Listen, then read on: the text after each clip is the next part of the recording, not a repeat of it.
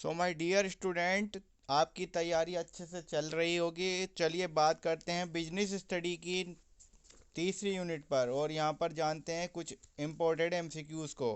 उदारीकरण, लिबरलाइजेशन का क्या मतलब होता है, क्या अर्थ होता है इसका। मुक्त विदेशी निवेश, लाइसेंसिंग प्रणाली से मुक्त करना, समस्त लोगों के लिए मुक्त प्रवेश, या इसमें से कोई भी नहीं ऑप्शन जो है। तो उदारीकरण इनमें से कोई नहीं, ये ऑप्शन इसका रहेगा। आगे बात कर रहे हैं निजीकरण यानी प्राइवेटाइजेशन का क्या अर्थ होता है। सार्वजनिक क्षेत्र में विनिवेश, उदार निजी निवेश, निजी क्षेत्र को स्वतंत्रता, या इनमें से कोई नहीं। बताइए। निजीकरण यानी कि प्राइवेटाइजेशन का मतलब होता है निजी क्षेत्र को स्वतंत्रता प्रदान करना। चलिए भाई आगे बात करते। वैश्वीकरण का क्या अर्थ है। वैश्वीकरण यानी कि ग्लोबलाइजेशन, तो व्यापारिक बाधाओं से मुक्त करना, स्वतंत्र व्यापार, विश्व अर्थव्यवस्था को एकत्रित करना, या ये सभी। तो इसका आंसर होगा साथियों तीसरे नंबर का, विश्व अर्थव्यवस्था को एकीकृत करना। चौथा क्वेश्चन देख लीजिए। निम्नलिखित में से कौन सी व्यावसायिक पर्यावरण की विशेषता नहीं है। कर्मचारी, तुलनात्मकता, अनिवार्यता, या शहरीकरण। तो चौथे का आंसर है कर्मचारी। पांचवा क्वेश्चन है निम्नलिखित में से कौन सा विधिक पर्यावरण का उदाहरण है। परिवार का गठन, अर्थव्यवस्था में धन की आपूर्ति, उपभोक्ता संरक्षण अधिनियम, या देश की संरचना करना। तो पांचवे का आंसर है उपभोक्ता संरक्षण अधिनियम। चलिए क्वेश्चन नंबर 6 देखते हैं। क्वेश्चन नंबर 6 है, नई आर्थिक नीति की घोषणा कब की गई थी। जुलाई 1990, 90 के बाद 1991, 1992, या 2011।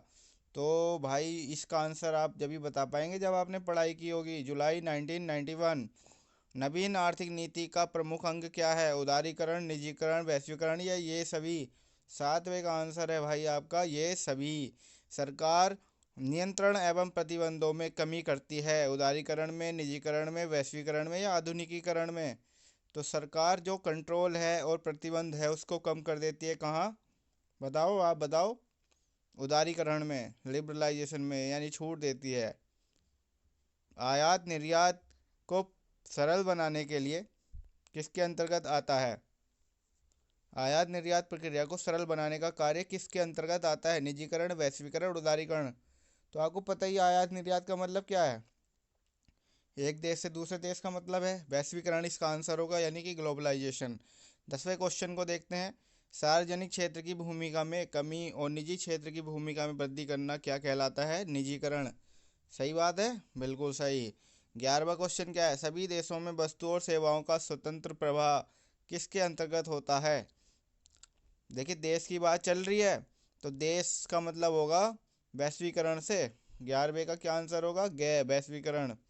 12वां क्वेश्चन है, जब सरकार सार्वजनिक क्षेत्र के उपक्रमों का एक हिस्सा निजी क्षेत्र को हस्तांतरित कर देती है तो उसे क्या कहते हैं। निवेश, हस्तांतरण, विनिवेश, या विक्रय। तो बताइए आप। सरकार सार्वजनिक क्षेत्र के उपक्रम को प्राइवेट सेक्टर में दे देती है तो वो विनिवेश कहलाता है। ठीक है।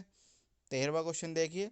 निम्नलिखित में से किस शहर को अब साइबराबाद के नाम से जाना जाता है।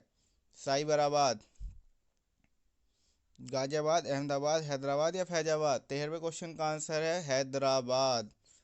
14वां क्वेश्चन है कि आपका सरकार द्वारा 8 नवंबर 2016 को चलन से हटाए गए नोट कौन कौन से थे। बताइए।